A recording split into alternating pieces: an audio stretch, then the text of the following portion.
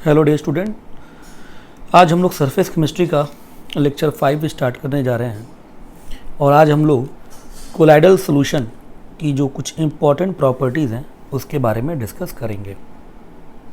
Previous lecture में हम लोगों ने कोलाइडल सॉल्यूशन का प्रिपरेशन और उसके प्यूरिफिकेशन को हम लोगों ने पढ़ा था। आज हम लोग कोलाइडल सॉल्यूशन की कुछ इम्पॉर्टेंट प्रॉपर्टीज़ को डिस्कस करेंगे। तो पहली जो प्रॉपर्टी है that is a heterogeneous character. जैसे आपने पढ़ा होगा होमोजीनियस मिक्सचर और हेट्रोजीनियस मिक्सचर।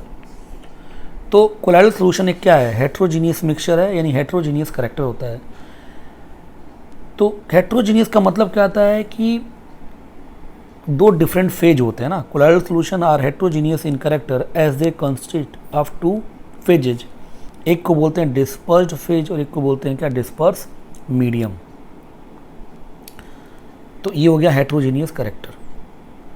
फिर visibility, due to scattering caused by the colloidal particle it will appear as a bright spot moving randomly. तो ये क्या होता है, विजिबल भी होता है क्योंकि इसमें स्कैटरिंग जो कोलाइडल पार्टिकल होते हैं उससे उस पर क्या होता है, उसके कारण लाइट क्या कर जाता है, स्कैटर करता है, जिस कारण वो विजिबल हो जाता है। अगला है फिल्टर एबिलिटी, यानी फिल्टर होने की एबिलिटी।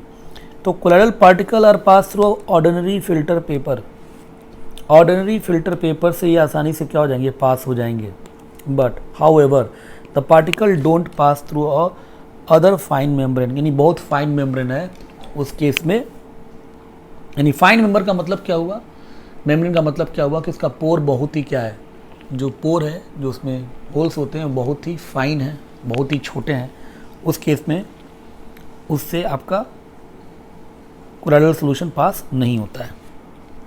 फिर एक टर्म है अगली property, colligative properties. Colligative properties भी आप लोगों ने सरफेस केमिस्ट्री सॉल्यूशन चैप्टर में आपने पढ़ रखा था कि जो प्रॉपर्टी है ना, नंबर ऑफ सॉल्यूट पार्टिकल के ऊपर क्या करते हैं, डिपेंड करते हैं।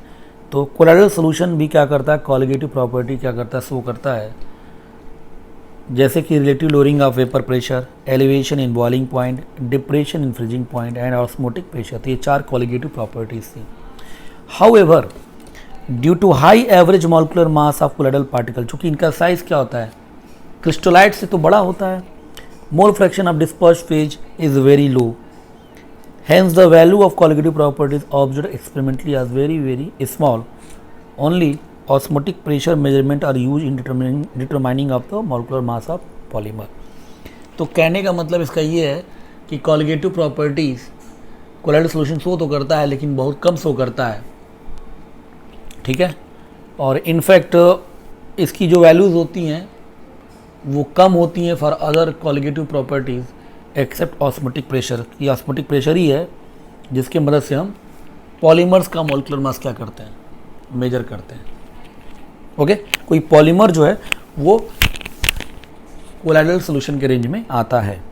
तो ये क्या, हेट्रोजीनियस कैरेक्टर, विजिबिलिटी, फिल्टर होने की एबिलिटी और कॉलिगेटिव प्रॉपर्टीज। उसके बाद से एक अगली जो इंपॉर्टेंट प्रॉपर्टीज है that is the optical properties, या जिसको हम टिंडल इफेक्ट भी बोलते हैं। टिंडल इफेक्ट आपने 19th स्टैंडर्ड में भी सुन रखा होगा। Tyndall in 1869 observe that if a strong beam of light is passed through a colloidal solution placed in a dark place, the path of beam gets illuminated. तो क्या बोल रहे हैं, टिंडल ने क्या देखा कि अगर स्ट्रॉन्ग बीम ऑफ लाइट को कोलाइडल सॉल्यूशन से क्या कर रहे हैं, जो कि डार्क प्लेस में रखा हुआ, उससे हम पास करेंगे तो जो पाथ होगा वो पाथ क्या हो जाता है, दैट पाथ इज एल्यूमिनेटेड। और नीचे डायग्राम है कि देखिए, एक इधर क्या है, ये ट्रू सॉल्यूशन है और ये क्या, कोलाइडल सॉल्यूशन है। ट्रू सॉल्यूशन से देखिए लाइट आपकी पास हो रही है लेकिन यहाँ पे पाथ एल्यूमिनेट नहीं हो रहा है, यानी कि पाथ आपका नहीं दिख रहा है, लेकिन कोलाइडल सॉल्यूशन में पाथ क्या कर रहा है, दिख रहा है। तो इस तरीके से Tyndall effect true solution show नहीं करता है लेकिन कोलाइडल सॉल्यूशन क्या करते हैं, टिंडल इफेक्ट शो करते हैं। फिर क्या बोल रहा है, this phenomena is called Tyndall effect. इसी को बोलते हैं टिंडल इफेक्ट। और ये क्यों हो रहा है, तो which is due to the scattering of light by colloidal particle. तो इसी को टिंडल इफेक्ट बोलते हैं। और ये क्यों हो रहा है, तो due to the scattering of light by the colloidal particle, की कोलाइडल पार्टिकल की वजह से लाइट की स्कैटरिंग हो रही है और उसी रीजन से उस लाइट का पाथ एल्यूमिनेट हो रहा है, मीन्स दिखाई दे रहा है। The illuminated path of beam is called Tyndall cone. तो इसी को बोलते हैं ना, जो डार्क सा दिख रहा है, इसको बोलते हैं Tyndall cone. This phenomena is due to scattering of light from the surface of colloidal particle. In a true solution, there is no particle of sufficient large diameter to scatter light, hence beam is invisible. तो चूँकि true solution में जो particle के size होते हैं वो छोटे होते हैं, तो इस कारण से वहाँ पे लाइट का स्कैटरिंग नहीं हो पाता है और बीम इनविजिबल होता है। यहाँ तक समझ में आ रहा है? तो टिंडल इफेक्ट आपको समझ में आ गया होगा, और टिंडल इफेक्ट होने का क्या रीजन है। फिर एक बड़ा इंपॉर्टेंट बात ये कह रहा है, the intensity of scattered light depend on the difference between the relative indices of dispersion phase and dispersion medium. तो इंटेंसिटी क्या होगी स्कैटर्ड लाइट की, ये डिपेंड करता है डिस्पर्सन फेज और डिस्पर्सन मीडियम के रिफ्लेक्टिव इंडेक्स के बीच। In lyophobic colloid this difference is appreciable and therefore Tyndall effect is quite well defined. तो लायोफोबिक में चूँकि डिफरेंस ज़्यादा होता है रिफ्लेक्टिव इंडेक्स का, तो वहाँ ज़्यादा बेटर डिफाइंड होता है। लायोफिलिक में ये डिफरेंस क्या होता है, वेरी कम होता है, लेस होता है, इसलिए टिंडल इफेक्ट बहुत ही क्या होता है, वीक होता है। This is source of silicic acid, blood serum, albumin etcetera, there is a little या नो टिंडल इफेक्ट। तो ये जो सोल्स हैं ये क्या है, सब लायोफिलिक सोल्स हैं। तो लायोफिलिक सोल्स में इसीलिए टिंडल इफेक्ट बहुत ही कम शो होता है। तो यहाँ मोटा मोटा क्या बोल रहा है कि लायोफोबिक सोल में टिंडल इफेक्ट बहुत बढ़िया से शो करता है, और लायोफिलिक सोल्स में टिंडल इफेक्ट लगभग नहीं शो करता है। टिंडल इफेक्ट के कुछ एग्जाम्पल्स जो डे टू डे लाइफ में लोग देखते हैं, blue colour of sky and sea water, है ना। जो स्काई का जो हमको ब्लू कलर दिखाई देता है वो बिकॉज ऑफ टिंडल इफेक्ट, एक तरह से scattering of light. Visibility of tails of comet, जो कभी कभी देखते हैं ध्रुव, है ना, जो कॉमेट्स होते हैं उसकी जो टेल दिखाई देती है वो भी स्कैटरिंग के कारण ही होता है। Live throw from the projector in cinema hall, cinema hall में जो ये प्रोजेक्शन होता है तो उसमें देखिएगा जो लाइट्स दिखती हैं प्रोजेक्शन वाली, तो वहाँ पर भी स्कैटरिंग इफेक्ट हो रहा होता है। या appearance of dust particle in semi dark room, की कोई बहुत ही सेमी डार्क रूम हो, ठीक है ना, और कहीं किसी पॉइंट से बाहर से कोई लाइट आ रही हो तो वो लाइट का जो पाथ क्या होता है वो दिखाई देता है। तो ये सब टिंडल इफेक्ट के ही एग्जांपल्स हैं। Application of Tyndall effect, making ultra microscope बनाने के लिए, and finding the heterogeneity of solution. अब जैसे क्वेश्चन है कि under what condition Tyndall effect observe. So Tyndall effect answer क्या है, इज व्हेन।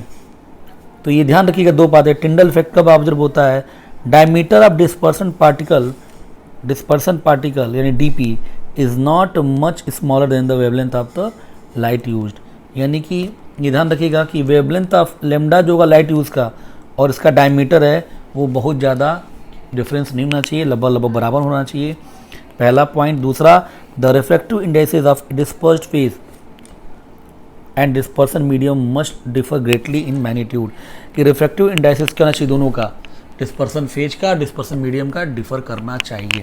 तो ये दो कंडीशन है वेरी इंपॉर्टेंट। उसके बाद से अगला जो क्वेश्चन है, in the lower layer atmosphere there is a great deal of dust, when the weather is fine it is possible to see the magnificent red colour of setting sun, what have this observation do with the colloids. ठीक है ना। तो क्या है, dust in atmosphere is often colloidal. आपको पता है कि जो एटमॉस्फेयर में जो डस्ट होता है वो कोलाइडल रेंज का ही होता है। When the sun is low down on the origin, light from it has to be pass through the great deal of dust to reach your eyes, and the blue part of light scattered away from your eyes. तो जब उधर से जब light आ रही होती है तो blue light जो बहुत ज़्यादा स्कैटर्ड हो जाती है, इसलिए हमको वो जो कलर दिखता है सूर्य का वो लाल दिखता है। You see the red part of the spectrum which remains red sunset are the Tyndall effect on the large scale. यानी कि वो जो सूर्य का लाल दिखना भी क्या है, टिंडल इफेक्ट का ही क्या है, एग्जाम्पल है। तो ये टिंडल इफेक्ट एक इम्पॉर्टेंट टॉपिक था, तो ये यहाँ पे हमने डिस्कस कर दिया। इसके बाद से कुछ मैकेनिकल प्रॉपर्टीज़ इसकी जो है ब्राउनियन मूवमेंट, मैकेनिकल प्रॉपर्टीज़ बोलिए, और इसी को बोलते हैं ब्राउनियन मूवमेंट। क्या होता है ब्राउनियन मूवमेंट?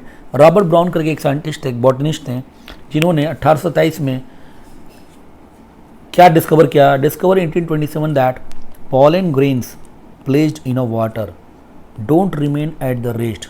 यानी जब पानी के अंदर उन्होंने पोलन ग्रेन को रखा वो रेस्ट नहीं कर रहे थे, but move about continuously and randomly, वो कंटिन्यूसली मूव कर रहे थे.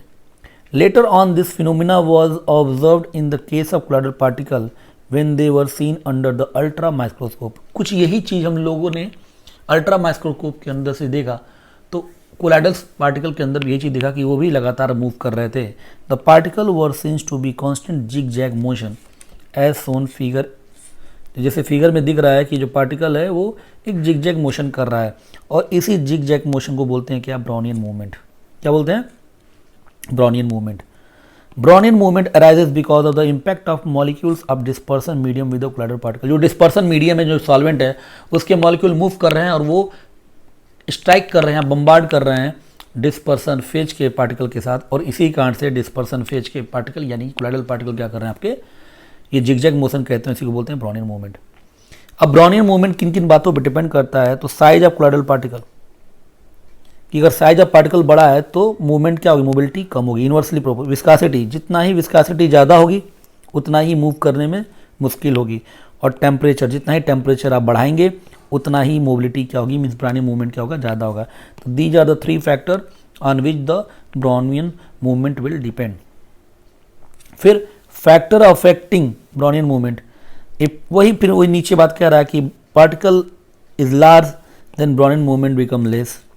Brownian movement increase with increasing temperature, और Brownian movement does not change with time and remain same for months even for year. So third point is very important कि जो Brownian movement है वो बदलता नहीं है, लंबे समय तक कोई बदलाव नहीं आता है. तो ये that's a very important point.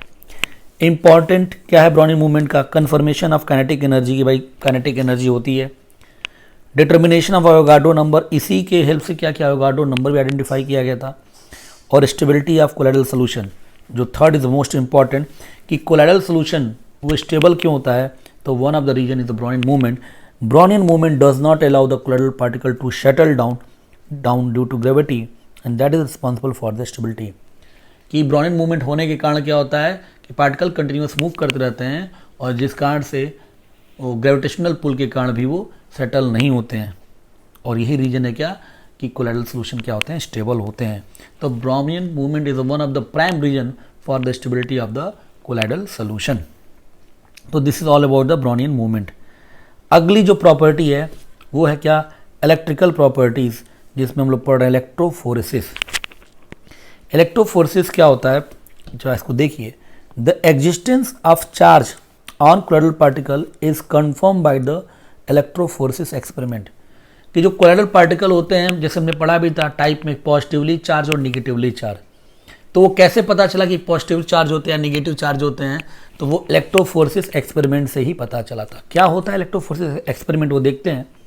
When electric potential is applied across 2 platinum electrode डीपिंग in a colloidal solution. तो देखिए ध्यान से, एक सेटअप दिख रहा है इलेक्ट्रोफोरेसिस का, कि देखिए 2 प्लेटिनम के इलेक्ट्रोड हैं, और इसमें क्या है? ये सोल्यूशन जो है ये कोलाइडल सोल्यूशन है ना. आर्सेनिक सल्फाइड का सोल्यूशन है जो कि निगेटिवली चार्ज होता है. तो कैसे पता चला आर्सेनिक सल्फाइड का सोल्यूशन है? और इस दोनों इलेक्ट्रोड के अक्रॉस हमने क्या किया? इलेक्ट्रिक पोटेंशियल क्या किया? अप्लाई किया. Then colloidal particle move towards one or the other electrode. तो कोलाइडल पार्टिकल किसी न किसी इलेक्ट्रोड की तरफ मूव करना स्टार्ट कर दिए. The movement of colloidal particle under applied electrical potential is called electrophoresis. इसी फिनोमिना को है ना, ये डिफिनीशन है. The movement of colloidal particle under on applied electric potential is called electrophoresis. कि colloidal particle electric field force potential apply करने पर अगर मूव कर रहे हैं, इसी फिनोमिना का नाम इलेक्ट्रोफोरेसिस है. और ऐसा हो रहा है, इसका मतलब कि उन पार्टिकल के ऊपर कुछ ना कुछ चार्ज है. तो आगे कह रहे हैं positively charge particle moves towards the cathode. कोई कैथोड निगेटिवली होता है, while negatively charge particle move towards anode, क्योंकि एनोड पॉजिटिव होता है. Depending upon the direction of a movement of particle towards cathode और anode, electrophoresis can be applied, cataphoresis और anaphoresis. Okay. arsenious sulfide example या gold silver platinum particle in the respective colloidal solution are negatively charge. तो जो arsenic sulphide है, gold हो गया, silver हो गया, प्लेटिनम हो गया, ये क्या है सब, ये नेगेटिवली चार्ज हैं। और जो आयरन हाइड्रोक्साइड एल्यूमिनियम हाइड्रोक्साइड है, ये आपके क्या हैं, पॉजिटिवली चार्ज हैं। कैसे पता चले, ये डिपेंड करके कि कैथोड की तरह गया कि एनोड की तरह गया। तो इसी एक्सपेरिमेंट से charge on the colloidal particle पता हमें चला। फिर वही चीज़ें लिख रहा है नीचे, क्या जो ऊपर का सेटअप है, the colloidal solution is placed in you tube fitted with platinum electrode on passing electric current, the charged colloidal particle move towards the positively charged electrode. Thus, if arsenic sulfide is salt is taken in U tube, in which negatively charged particle of arsenic sulfide move towards anode. तो इस तरह से देखा गया कि arsenic sulphide क्या है, एक नेगेटिवली चार्ज है क्योंकि एनोड की तरफ मूव कर रहा है।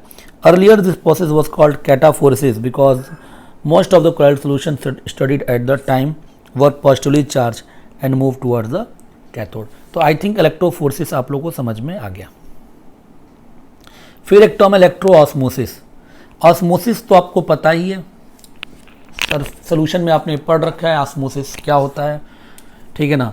अब बस इलेक्ट्रो ऑस्मोसिस का क्या होता है, osmosis in presence of electric field, उसी को बोलते हैं इलेक्ट्रो ऑस्मोसिस। क्या, when movement of colloidal particle is prevented by some suitable means वही आपका एसपीएम, पोरस डायफ्राग्राम या semi permeable membrane, it is observed that the dispersion medium begins to move in an electric field.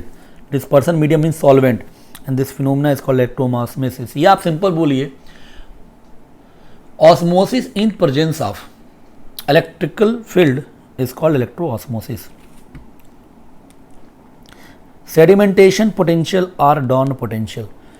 When the charged colloidal particles are made to settle down under centrifugal field, these occurs a charge separation and a potential difference is developed, and this is called Dorn effect, and the potential difference thus developed is called Dorn potential or sedimentation potential.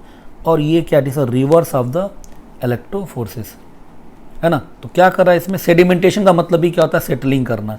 क्या है, फिर से देख लीजिए कि when charge colloidal particle are made to settle down, these occurs a charge separation and potential difference is develop, कि जैसे वो सेटल होंगे तो वहाँ पे क्या होगा, एक चार्ज डिफरेंस क्रिएट हो जाएगा और इसी इफेक्ट को बोलते हैं क्या है, डॉर्न इफेक्ट। और पोटेंशियल डिफरेंस जो डेवलप होता है उसको बोलते हैं डॉर्न पोटेंशियल या सेडिमेंटेशन पोटेंशियल। आइसोइलेक्ट्रिक पॉइंट क्या होते हैं, आइसोइलेक्ट्रिक पॉइंट क्या होते हैं, the H plus concentration at which the colloidal particle have no charge is known as the isoelectric point. तो ये डिफिनेशन थोड़ा ध्यान में रखिएगा कि वो H प्लस कंसंट्रेशन जिस पर कोलाइडल पार्टिकल के ऊपर कोई चार्ज नहीं होता है उसी को बोलते हैं आइसोइलेक्ट्रिक पॉइंट। ये आइसोइलेक्ट्रिक पॉइंट, ये सब बातें आप लोग बायोमोलिक्यूल में भी पढ़ेंगे केमिस्ट्री के, okay. At this point stability of colloidal particle becomes very less and don't move under the influence of electric field. तो ध्यान रखिएगा कि आइसोइलेक्ट्रिक पॉइंट पर स्टेबिलिटी बहुत ही कम होती है और इनके ऊपर कोई चार्ज नहीं होता है, तो डेफिनेटली इलेक्ट्रिक फील्ड के प्रेजेंस में इनमें कहीं कोई मूवमेंट नहीं होगा। तो ये सारे जो टर्म्स हैं इसके डेफिनेशंस आपको ध्यान रखनी है। फिर एक है स्ट्रीमिंग पोटेंशियल। क्या है, a potential difference is develop across a porous partition when the dispersion medium of charge colloidal particle is forced through it, and this is called streaming potential, and this is process the reverse of electro osmosis. तो streaming potential क्या है, ये osmosis का क्या है, electro osmosis का ये reverse क्या है, फिनोमिना है, ओके। अब ये जो टर्म है ये बहुत इंपॉर्टेंट है जो हम लोग पढ़ने जा रहे हैं, अगली property, is very important property. इसका नाम है क्या, चार्ज ऑन कोलाइडल पार्टिकल, कि आखिरकार कोलाइडल पार्टिकल के ऊपर चार्ज कैसे आता है। अभी तो हमने ये पढ़ा था इलेक्ट्रोफोर्सिस में कि कोलाइडल पार्टिकल के ऊपर चार्ज आया, ये बात पता चल गया, बट ये कैसे आता है उसको देखते हैं। It's very important, it's very important. तो क्या रीजन है, colloidal particle are either positively charged or negatively charge, and this charge is due to the preferential adsorption of either positive charge or negative ion on their surface. So ये reason है क्यों आता है charge, preferential adsorption of either positive और negative ions on their surface. ये क्या होता है? This is adsorption of common ion present in the excess, कि जो कॉमन आयन है वो उसका क्या होता है, सरफेस पर एडजॉर्प्शन हो जाता है, इसी को बोलते हैं प्रेफरेंशियल एडजॉर्प्शन। फॉर एग्जाम्पल ध्यान दीजिएगा, FeOS3 सोल्यूशन यानी कि कोलाइडल सोल्यूशन प्रिपेयर कर रहे हैं, by the hydrolysis of FeCl3 solution adsorb Fe+3 and this is positively charge. जैसे देखिए FeCl3 है, H2O के साथ रिएक्ट किया, बना फेरिक हाइड्रोक्साइड, ये बनता है प्रेसिपिटेट।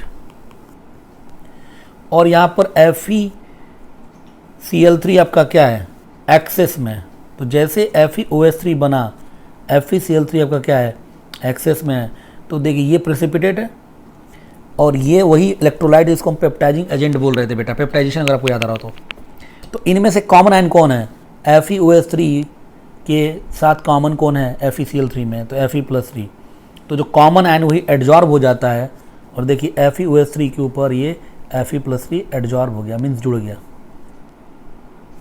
तो ये फिक्स पार्ट है, ये तो जुड़ चुका है, और बचा हुआ जो निगेटिव चार्ज है वो तो भाई अटैच तो है नहीं सरफेस पे, तो जुड़ सकता है, तो इसको बोलते हैं फिक्स्ड पार्ट, और इसको क्या बोलते हैं, डिफ्यूज पार्ट, या इसको बोलते हैं फिक्स्ड लेयर, इसको क्या बोलते हैं, डिफ्यूज लेयर।